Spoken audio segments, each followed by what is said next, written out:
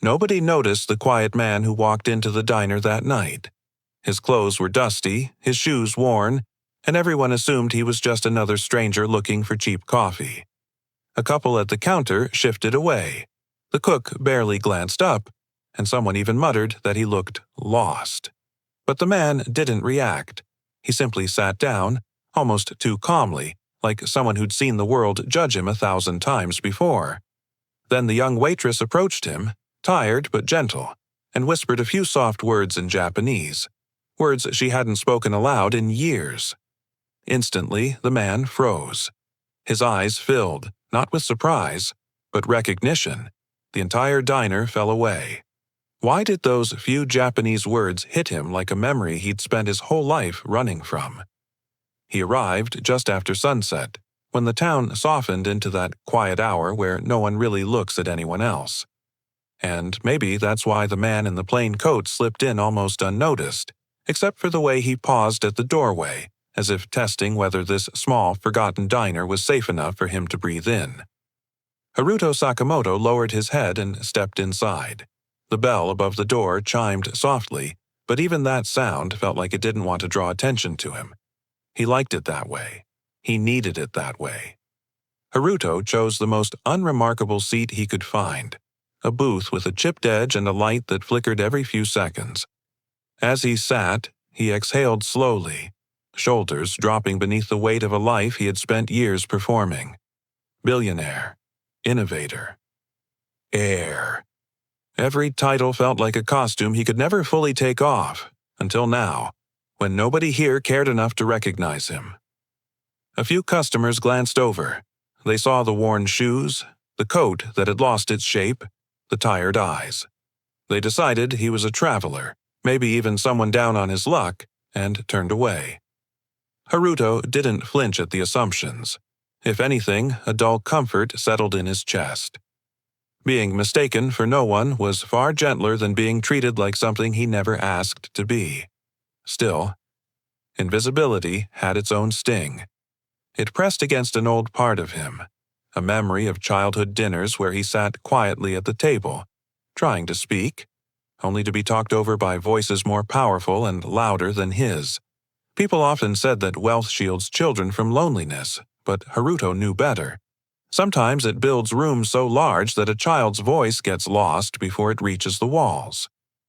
He rubbed his thumb over the edge of the menu, pretending to read it even though the page blurred. He wasn't here for food.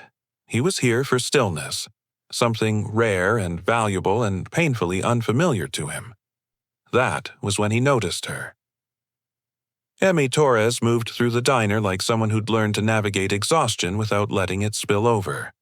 A loose strand of hair kept falling across her cheek, and every time she tucked it behind her ear, her hand trembled. Just a little. Double shift, Haruto guessed, maybe triple. She didn't carry the kind of energy that comes from ambition. She carried the kind that comes from survival. But what caught his attention wasn't her tiredness. It was the way she looked at him. Not suspiciously, not dismissively, just aware. As if something about him tugged at a memory she couldn't quite place. Emi had no reason to study him so closely. She didn't know who he was.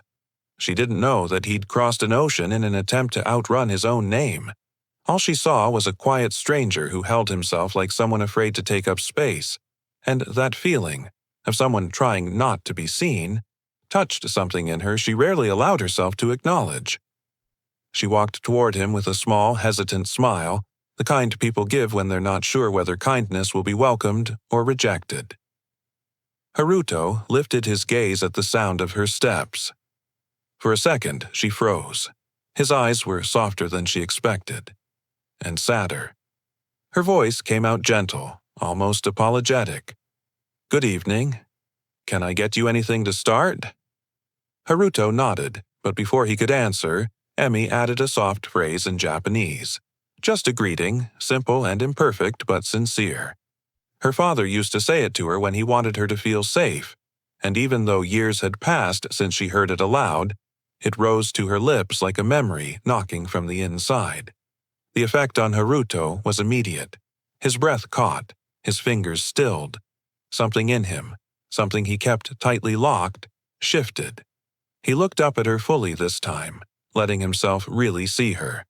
Not as a waitress, not as someone bringing him water, but as someone who had just spoken a word that tugged directly at his past, at a version of himself he had almost forgotten.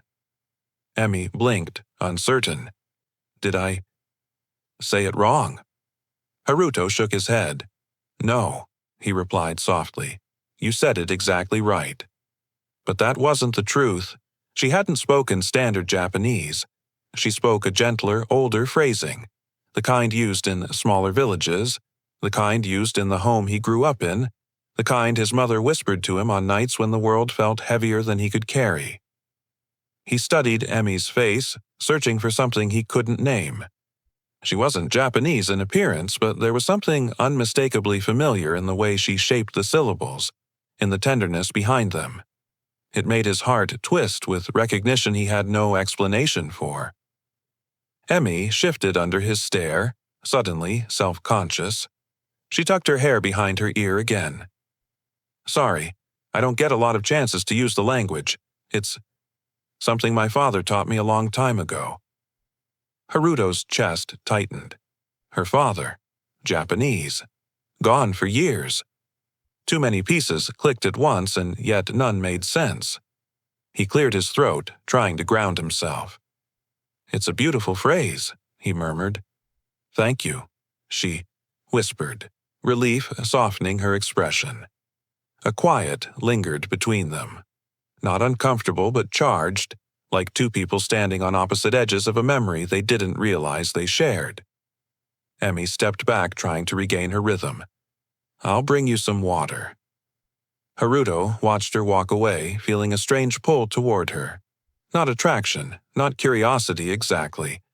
Something deeper, like finding a familiar melody played by a stranger who shouldn't know it. He leaned back in the booth, staring at the place where she'd stood. In a lifetime filled with noise, expectations, and people who wanted something from him, this one small moment felt unreasonably significant. And he didn't know why. As he sat there, the diner door opened again. Loud voices spilled in, disrupting the fragile quiet that had settled around them. Haruto glanced toward the sound, sensing immediately that whatever peace existed between him and Emmy was about to be tested, pushed into a direction neither of them were prepared for. And, for the first time in a long time, he wasn't sure if he wanted to stay invisible anymore. The trouble started the way most trouble does, quietly, with a shift in the room that only the tired and the wary ever notice. Emmy felt it first. She was refilling a coffee cup when the diner door swung open fast enough to rattle the frame, letting in a burst of cold air and a group of loud voices that didn't match the hour. 3 men walked in, shoulders wide, confidence wider, the kind of locals who spoke like they owned the place because no one ever told them otherwise. Haruto sensed them, too. His posture tightened, though he didn't lift his gaze. He kept his hands wrapped around his cup, hoping the warmth would anchor him, because loud men with careless voices always carried echoes of something he'd rather forget. The men scanned the room, dismissed Haruto instantly, and claimed the table nearest to Emmy's station. Their boots scraped the floor, their laughter too sharp for a place already running on thin nerves. Emmy's smile tightened, but she approached anyway. She didn't have the luxury of avoiding anyone. What took so long? One of them muttered before she even reached the table. She swallowed her frustration. Sorry, we're a little understaffed tonight. Oh, we noticed, another said, looking her up and down as if she were the problem. Haruto heard every word. He tried to stay small in his seat, to disappear into the corner he'd chosen, but his jaw twitched. He glanced at Emmy briefly, her shoulders stiff, her hands steady only because she willed them to be. She took their order with a strained politeness and turned away. That was when one of the men tilted his head toward Haruto.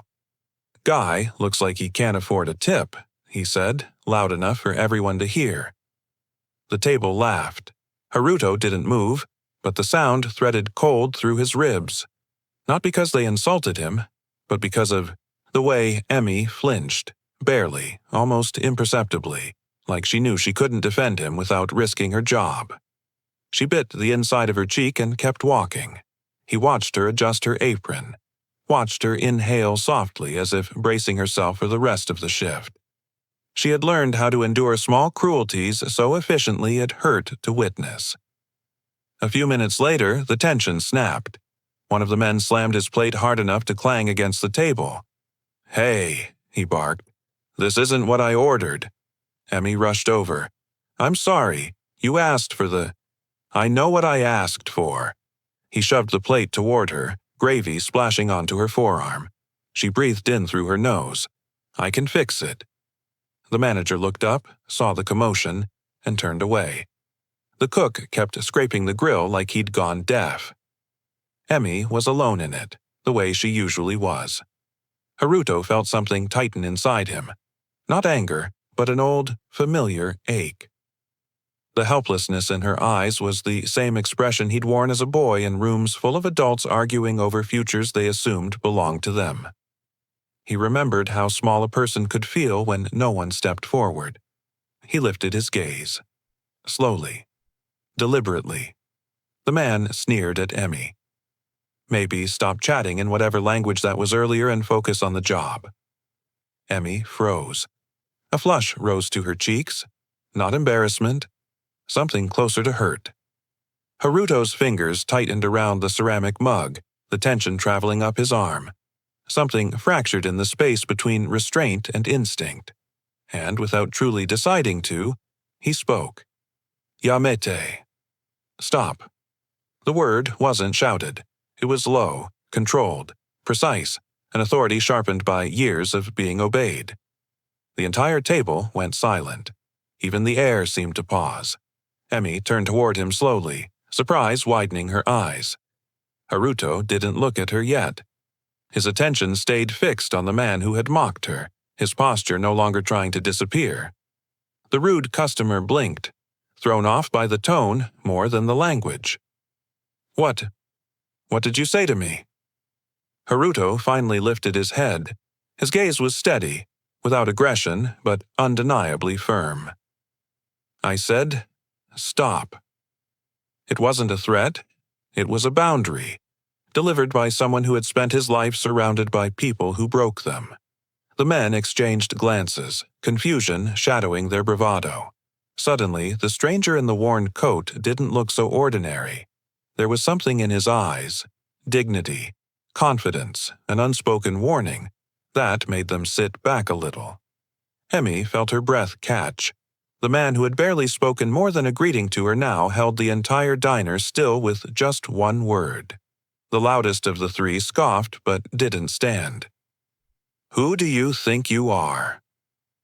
Haruto didn't answer the question. He didn't need to. He just repeated, softer this time. "Stop." The tension drained awkwardly. One of the men muttered, "Just forget it, man. Leave it." They pushed the plate aside but didn't speak again. Not to Emmy, not to Haruto.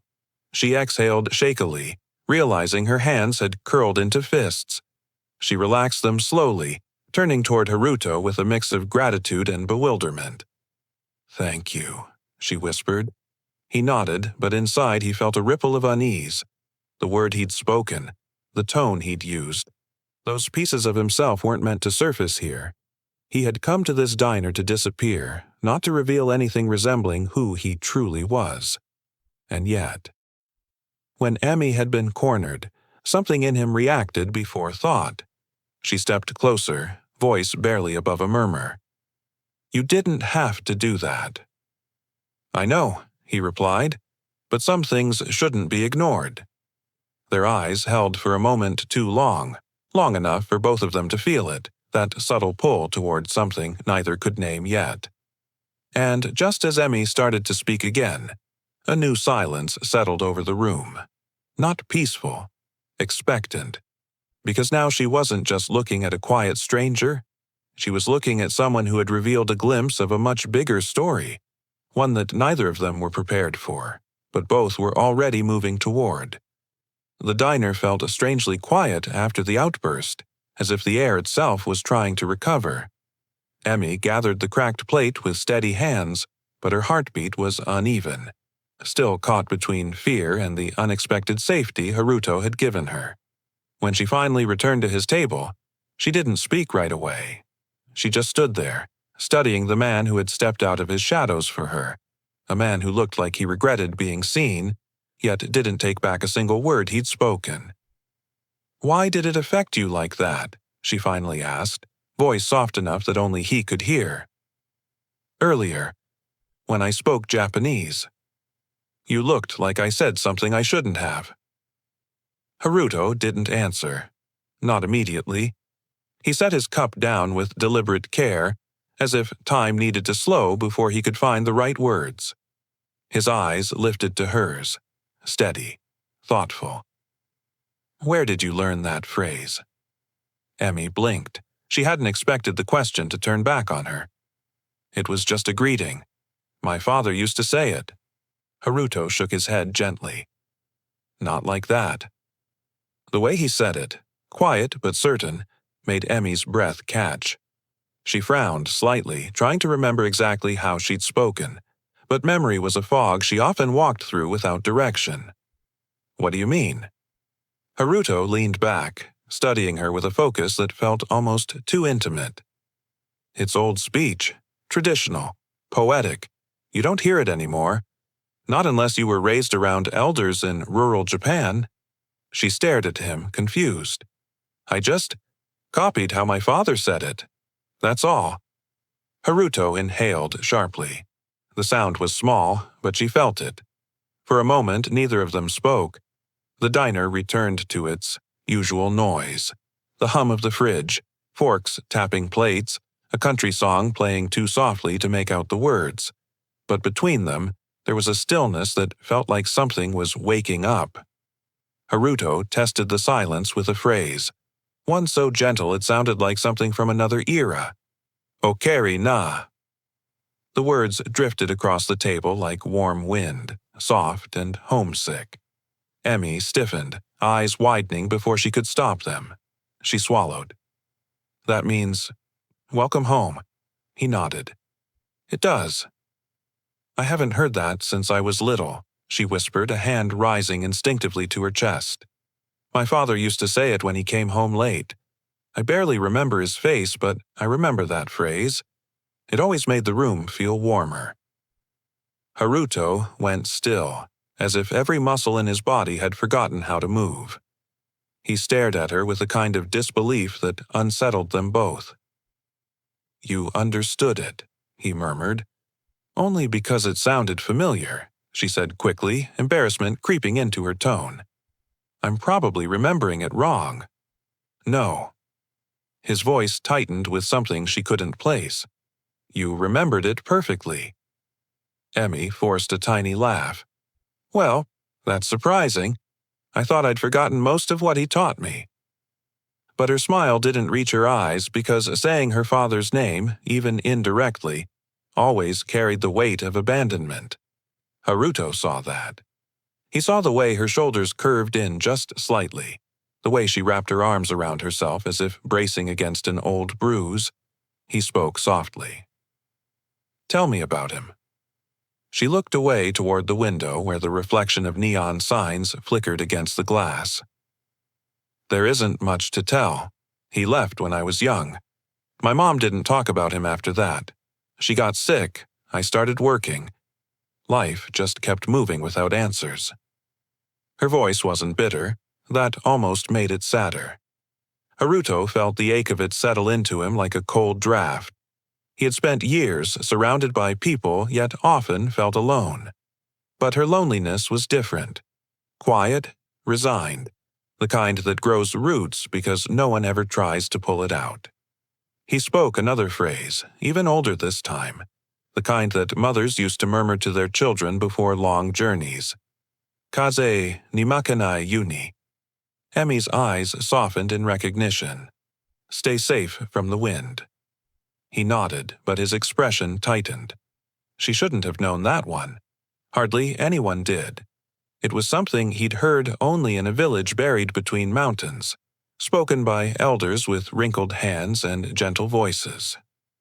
"Your father taught you all this?" he asked quietly. "He did," she said. "But I was so young. I didn't know it meant anything special. I just thought he had a poetic way of speaking." Haruto lowered his gaze, hiding the tremor in his breath. The past wasn't supposed to find him here, in a roadside diner half a world away, spoken through the voice of a waitress who carried the same softness his mother once carried in her words. "You're not making a fool of yourself," he said, sensing her uncertainty before she voiced it. "I'm the one who wasn't prepared." "For what?" He looked at her, and she was struck by how unguarded he seemed in that moment. "For hearing pieces of home, from someone who shouldn't know them." Her heart fluttered in a confused, fragile way. She wasn't sure what she had just stepped into, but it felt bigger than a simple misunderstanding. Outside, the wind picked up. The sign above the diner creaked softly, scattering fragments of sound across the empty road. Emmy wiped her hands on her apron, suddenly aware of how close they were standing, how their breaths seemed to fall into the same rhythm.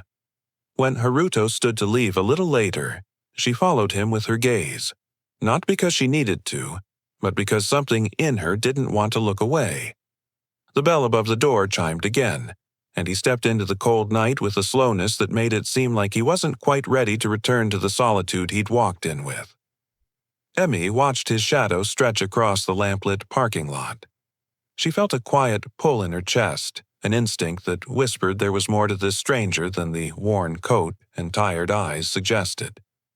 Something about him unsettled her, but in a way that made her want to understand, not retreat.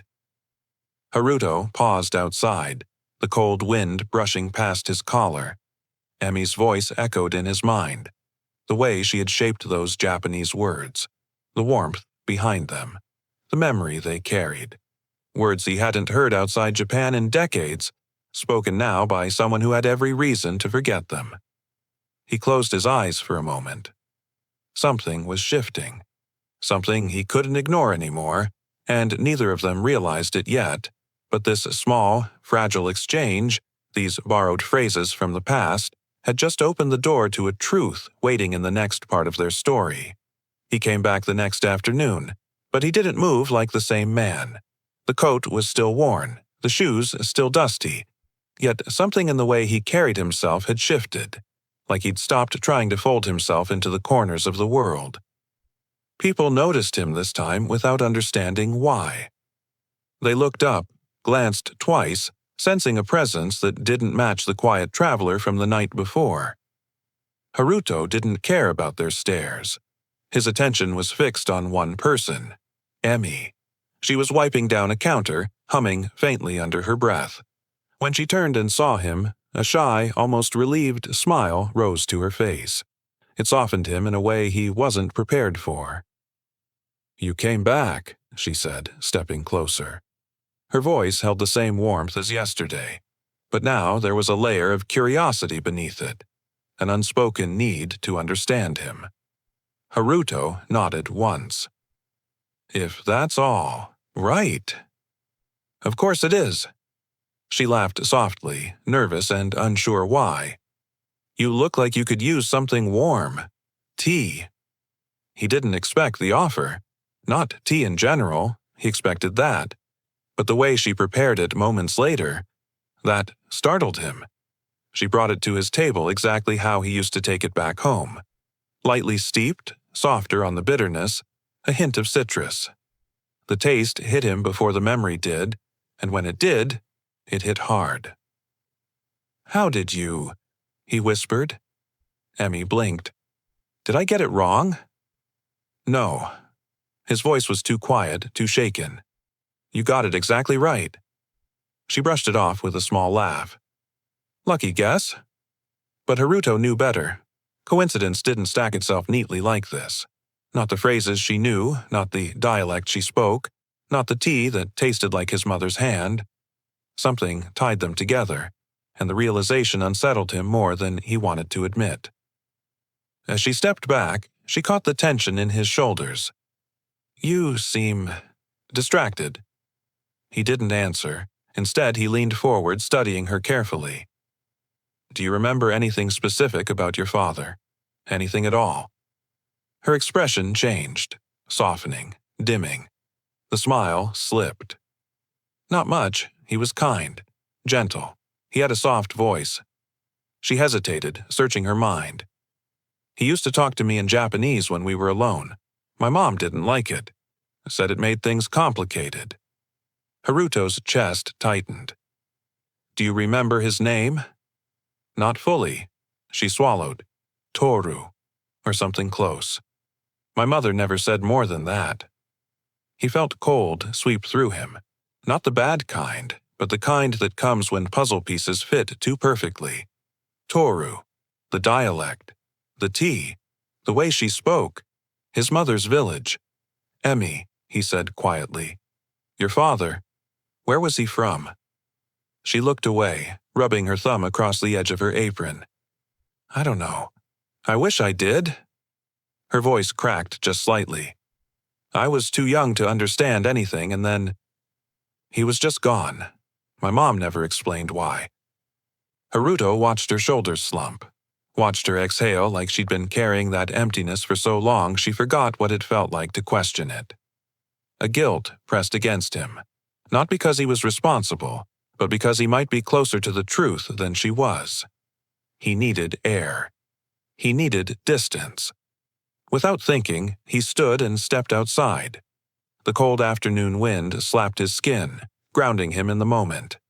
He ran a hand through his hair, breathing in sharply. If he was right, if the man she remembered was who he suspected, then this wasn't just a coincidence. It was a collision of histories he had never expected to face. Footsteps approached behind him. Emmy came out, hugging her arms against the chill. "Did I say something wrong?" He shook his head.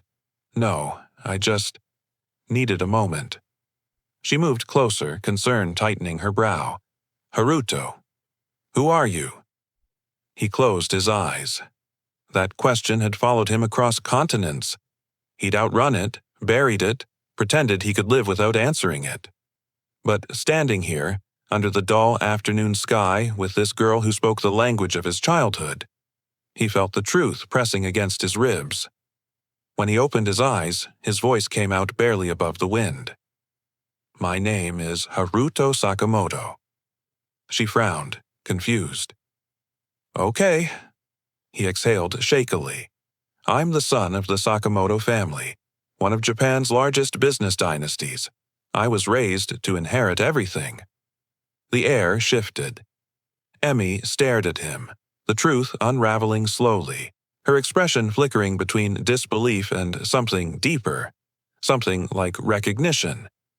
Not of his wealth, not of his status, but of the heaviness in his voice when he said his family's name.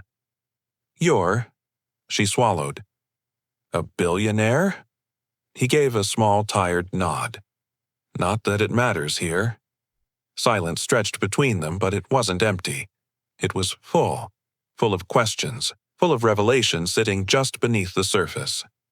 Emmy spoke first. "So why did my words matter so much to you?" Haruto stepped closer, his eyes soft but trembling at the edges. "Because they weren't just Japanese. They were from my mother's village, a dialect barely anyone in the world knows anymore."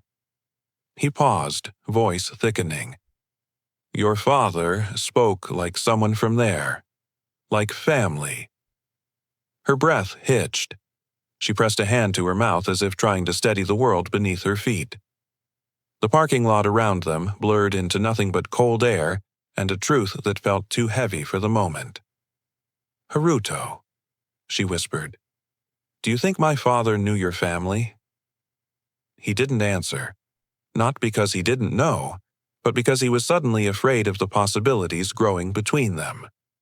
And for the first time since he walked into this tiny diner, Haruto felt the past tugging him back with a force he could no longer ignore. He showed up before the lunch crowd, long before anyone expected him. Emmy was wiping down the counter when she looked up and saw him standing there, hands in his pockets, shoulders tense, eyes carrying a heaviness she didn't recognize from the day before. He didn't sit down right away. Instead, He walked toward her like a man carrying something fragile inside his coat. "Emmy," he said quietly. The sound of her name in his voice made her straighten. "You okay?" He hesitated, then pulled out a small, worn notebook. Its corners were frayed, the pages yellowed, held together more by memory than stitching. Emmy instinctively knew it wasn't an ordinary object. People don't carry things that old unless they matter. Haruto placed it gently on the counter between them. "I haven't opened this in years." The way he said it, soft, almost reverent, made her heartbeat thicken. She looked at the notebook, then at him. "What is it?" "My mother's," he replied. She wrote down names. People she knew. People who left Japan. People who disappeared into new lives. A small tremor passed through Emmy. She didn't touch the notebook, afraid of what might be inside it. Haruto saw that and flipped it open himself. The pages whispered as they turned. Old handwriting. Notes. Dates. Tiny memories captured in ink so faded it looked like it wanted to vanish. Then Haruto stopped. His breath hitched, just once, but enough for Emmy to feel it. He tapped a name with his fingertip. Toru Tanaka. Her father's name. The one she'd forced herself not to think about.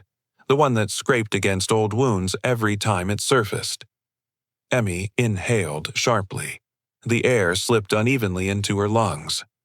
For a moment, she didn't move. It felt like the world had slipped sideways. "I've seen that name," she whispered, "on a hospital form, before my mom tore it up." Haruto looked at her with gentle eyes. "I thought you deserved to know he existed somewhere other than memory." Emmy's lips parted, but no words came. She felt young again, too young, standing in a doorway while her mother cried into the kitchen sink, a paper with a Japanese name crumpled in her hand. Haruto's voice softened. "Do you want to know more?" That question, simple, dangerous, hung between them. Emmy looked down at the notebook like it could burn her if she touched it. "I don't know," she admitted, her voice trembling. "What if knowing hurts more than not knowing?" He nodded slowly. "It might." She lifted her eyes. "And if it changes everything, I thought I understood." "Then we face that," Haruto said, "one piece at a time." There was no pressure in his tone, no promise to fix anything, just honesty. And she realized how rare that was, someone offering truth instead of comfort. Finally, she whispered, "Tell me." Haruto exhaled, as if he'd been holding that breath since yesterday. He rested his hand on the notebook, steadying it like a fragile bridge between past and present. "For a short time," he began, "Toru worked in my village. He wasn't rich, he wasn't influential, but everyone liked him." Emmy closed her eyes for a moment, trying to imagine it. A man she barely remembered being loved by strangers far across the world. "He was the kind of person who bowed deeper than necessary," Haruto continued. "He apologized even when something wasn't his fault. People said he had a gentle way of listening, like you could hand him your worries and he'd hold them without judgment." A tear slid down Emmy's cheek. She didn't wipe it away. Haruto kept going, his voice warm with memory not entirely his own. When he left for America, he told the village elders he was following a woman he loved. He promised he'd return one day, once life made room for him again. "Did he ever go back?" Emmy whispered. Haruto looked down. "No, he didn't." Hurt flickered across her face, but before grief took hold, Haruto leaned closer. "Emmy, your father was a good man, even when he didn't know how to stay." The words hit her harder than she expected. She'd spent years imagining reasons for his absence. Anger, indifference, mistakes that made him unworthy of memory. Hearing the opposite broke something open inside her. She covered her mouth, tears slipping freely now, not from heartbreak but from relief so raw it shook her. She had never heard anyone speak of her father with love. She didn't know how much she needed that until this moment. Haruto didn't move closer. He didn't touch her. He simply stood still, watching her fall apart gently, respectfully, like someone guarding the space where wounds finally breathe. After a moment, Emmy wiped her cheeks and whispered, "Thank you." He shook his head. "I'm sorry I couldn't bring you more." "You brought me something I never had," she said, "a story where he wasn't the villain." Her voice trembled when she continued, "Haruto, you weren't meant to walk into that diner. You were meant to find me." The sentence hung in the air like a truth neither of them had the courage to name before now. Haruto felt something shift deep inside him. Something warm, alive. Something he thought he'd buried under years of duty, expectation, and silence. Purpose, connection, a reason, appearing where he least expected it. Emmy looked at him through the blur of tears and whispered, "So, what now?" But Haruto didn't answer immediately, because even he didn't know what came next. Only that neither of them were standing where they'd been yesterday. Mornings felt different after that night, gentler somehow, as if the diner itself had taken a breath and finally relaxed. And maybe it wasn't the place that changed at all. Maybe it was just Haruto. He walked in each day with the same worn coat and soft footsteps, but the heaviness he used to carry around him like a shadow had eased. His shoulders no longer curled inward, and when he looked at Emmy, there was a steadiness in his gaze that hadn't been there before, a quiet decision to stop hiding from the world. Emmy noticed the difference instantly. She didn't comment on it. She didn't need to. She simply brought him tea the way he liked it, gently placing the cup in front of him each morning. And Haruto, with a small, almost shy smile, thanked her in that old village dialect that tied their histories together like threads neither of them could see, but both of them felt. Their conversations grew slowly, like something learning how to bloom. They didn't talk about revelations or fate, or the ache of what they had uncovered. Instead, they talked about simple things. Her mother's physical therapy appointments, the way the weather shifted without warning in their town, Haruto's favorite cities, and the little street vendor he used to visit in Kyoto. It wasn't the words that mattered. It was the ease between them, the calm curiosity, the way neither felt the need to pretend they were stronger or braver than they were.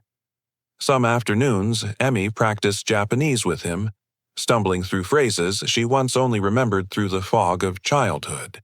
She would mispronounce a word, laugh, try again, correct herself. And Haruto watched her with a softness he didn't know he still possessed. In her determination, he saw the part of himself he had lost years ago, the part that believed in rebuilding even when broken. "You're getting better," he would say quietly. "I sound like a toddler," she'd reply. "Toddlers learn faster than adults," he'd remind her, and she'd roll her eyes but blush all the same.